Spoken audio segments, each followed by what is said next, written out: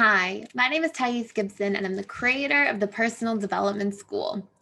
This is your daily breakthrough video, and in this video, I want to talk to you a little bit about why people fail at their goals.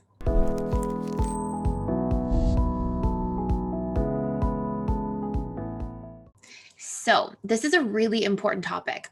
This is like a topic, at least for me as a person, when I really discovered this and sort of made some of these connections and learned about this, I was like, this is friggin' life-changing. So this will hopefully give you insight. Now, I want you, as I go through this video here today, to take a moment, and as I'm sharing some of this information material, try to really assess what goals you have in each of the 7 areas of life and how this may be happening for you. So I'm actually going to give you a moment if you want to kind of do this almost like as an exercise together. And if you want to pause the video and grab a pen and paper, you can start by just writing out, if you aren't already familiar. The major 7 areas of life are career, financial, mental, emotional, spiritual, physical, and relationships. Okay. And relationships you can almost separate into 3 subcategories, which could be friendships, family relationships, and romantic relationships.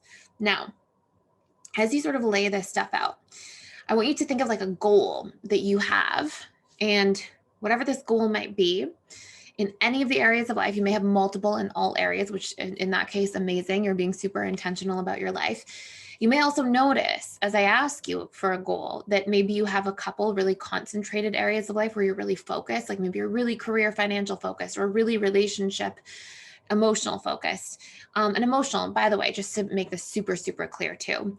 Mental would be like learning your thoughts, opinions, ideas, sort of like intellectual endeavors you're taking on, maybe going back to school, taking on a new hobby, something like that. Learn, new courses, that kind of stuff. Emotional would be more like emotional regulation, like my boundaries, like how I'm taking on other people's emotions or not, how I'm feeling on a regular basis, my happiness, my joy, my morning and evening routines, how I deal with anger, how I deal with hurt, how I deal with fear or anxiety, those sorts of things, just to really make that clear and separate them. Okay. So one bonus, a little piece of information before I dive into the actual stuff here, is it's important to note too, if we're too concentrated on 1 or 2 areas of life to the exclusion of other areas, eventually, and I'm going to tell you this with 100% certainty because I've seen this in thousands of people's lives over and over and over again, eventually the area or multiple areas that we're ignoring will have to learn the lessons in life the hard way. Right. And just think of it from a really practical perspective. If we are in a position, for example, that we're all career and financial and we're not paying attention to maybe physical or relationships. Let's say we have Bob. He's all in with career and financial for 20 years, and maybe he's crushing it. Maybe he's like running a business. It's doing really well. That's awesome. But then maybe he's totally just like not eating healthy meals, not getting proper sleep, not taking care of himself and exercising, not looking out for his relationships and being present because he's so focused on work. Well, one day Bob might have to go take time away from career and financial to go deal with emergency situations. Like maybe his partner says, that's it. I need a divorce. You're never present. Or maybe his kids are frustrated and resentful, and that creates long-term challenges. Or maybe, he gets into a position where he's got physical health issues because he's never shown up for himself there. So we want to just be aware that we don't have to have equal focus on all 7 areas of life, but we want a little focus on all the different areas so we don't have to deal with emergency situations long-term and learn things the harder way.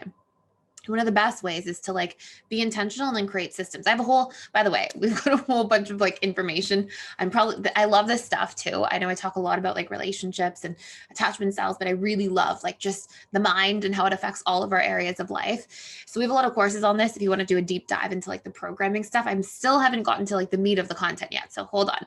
But by the way, there's a lifetime membership sale going on right now, and it's almost 40% off lifetime memberships. It's going to close in a week from the time you see this video. So you can check that out as well, which gives you access to all 45 plus courses. We keep adding ones every single month, all for free. I wish, but not quite all for free. My business partner would not be happy. But all for the discount, and there's the discount is running up on the website. So there's not a coupon code or anything. You'll just see the discount up there, and it will close in a few days. So you can check that out as well. It comes with all the live webinars and all the social events and study groups and all that stuff as well for life. So you can check it out. Okay, so you see all this stuff. So you have these 7 areas of life. you see and you can sort of assess from what we talked about so far in terms of like, like what areas am I focused on? What areas am I maybe ignoring by accident? Maybe I'm so focused on relationships, I'm not even looking at career or financial. Check in with that. That's not the reason we fail at our goals. The reason we fail at our goals, and by the way, failure is never like an end point. You don't fail and then that's it. You pivot after you fail. And that's how we don't have to feel like we actually fail, because we learn, right? It's like that quote, there are no mistakes, only lessons. Like we don't go through something and that's the end point. We beat ourselves up and say, you're awful. We take things away from this stuff. Like I failed at so many things so many times in life. And eventually you learn from all these things, and then it becomes harder to fail because you're like, oh, I've got this tool and this tool and this information and this experience, and you can kind of start putting it all together. It's totally okay to fail at stuff. Like there's nothing wrong with that. And in fact, failure is never actually like failure the way that the subconscious mind likes to catastrophize it into looking, right? It's a part of the process that for how we learn and how we grow and experience. So that's besides the point. I'm really chatty today. So so we get into this position, right, where we see these different areas of life, and failure can end because, or it can happen because we just give up and we tell stories and we give the experience negative meaning. Oh, I didn't get it right on the first time, I'm a failure, I'm not good enough. We can do that to ourselves, and that can be a huge block. But the number one reason that we seriously fail at stuff is because our subconscious mind and our conscious mind are on separate pages. Now, your conscious mind cannot win against your subconscious mind. It cannot outwill or overpower the subconscious mind. It can reprogram and it can use strategies to kind of like hack it in a way by like recognizing what's there and tweaking and reprogramming what's not serving. But if it's just like a willpower thing, conscious mind will never win. And that's why like this idea of willpower is so friggin' painful, because people will be like, I am going to will myself into eating healthy, and I'm going to will myself into not being angry in relationships anymore and never getting angry, and then we fail. Or we have like a New Year's resolution, and I think the stat is like 88% of people fail their New Year's resolution within the first week. And it's because the conscious mind sets a goal or intentions outside of your subconscious mind's needs. And we all have this system of personality needs at a subconscious level that's functioning all the time. It's running and running and running on autopilot. It's driving our behaviors. It's moving us in a specific direction with or without our own awareness. And when we're in a position where we don't know what that system is made up of, that subconscious blueprint is for ourselves, and we start trying to set goals and achieve things that are out of alignment with it, basically what happens is your conscious mind says, I'm going to eat healthy. And maybe your subconscious mind, or maybe it says, I'm going to eat healthy and go to the gym and get into the best shape of my life.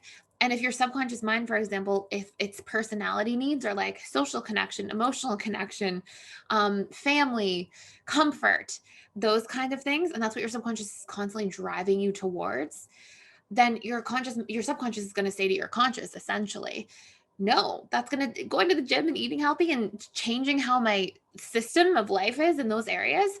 I'm not interested. I don't have a personality need around health or fitness. So that is going to take time away from these things that I really care about and that I value and that matter to me. And so then you're going to experience self-sabotage, but it's not actually self-sabotage. It's just your subconscious mind having a different way of getting its needs met than your conscious mind intends. And we get then into this position where we beat ourselves up and we say, oh, it's because I'm weak. I'm not smart enough. I'm not willpowery enough. I'm not strong enough. And it's not true. It's just absolutely not true. What's actually happening is we don't know the system that's at play. Like we don't know what's at work beneath the surface. And so whether this is like starting a business and not knowing your personality needs, whether this is like something in the physical health area of life, not knowing your personality needs, a way you want to show up in relationships, you wanting to have a lasting relationship and commit, but that's outside of your personality needs. If you don't know what that stuff is, then we keep getting into these self-defeating cycles, and it's really easy to make judgments about ourselves that are actually quite unjust and unfair. So what we need to do is we need to discover what are these drivers for myself, and then we can link these things together. So just as an example, if you go back to the health example, what you would do if your personality drivers are like social connection, emotional connection, family, comfort, well, you would try to take your goal and put it in a way that fits all those things. So you may, for example, take cooking classes with family members. You may think perceptually about how taking cooking classes with family members will actually benefit the health of your family long term and be a nice bonding activity.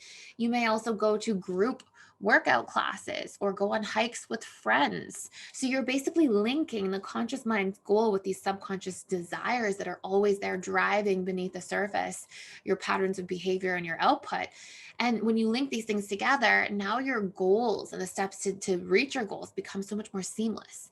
Now you can also have other factors at play, like you can be in learned helplessness because you don't know how to achieve your goal. That's a reason we can fail. We can also have limiting beliefs, obviously, that we have to reprogram, but nothing will actually affect us more than this. And this is like largely not talked about nearly enough, in my opinion.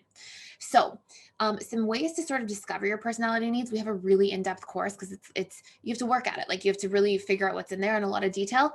But there's some sort of high level examples, and if you are like looking to do a deeper dive on this, two courses that you would take immediately: discover, embrace, and fulfill your personality needs. And you would also take the set and achieve goals at the subconscious level course, because that's going to help you see all this stuff, see what's not working, reprogram, align, and create all the steps and strategies and systems that you need in order to achieve anything in any of the 7 areas of life. So, and the whole course is designed for basically exactly that.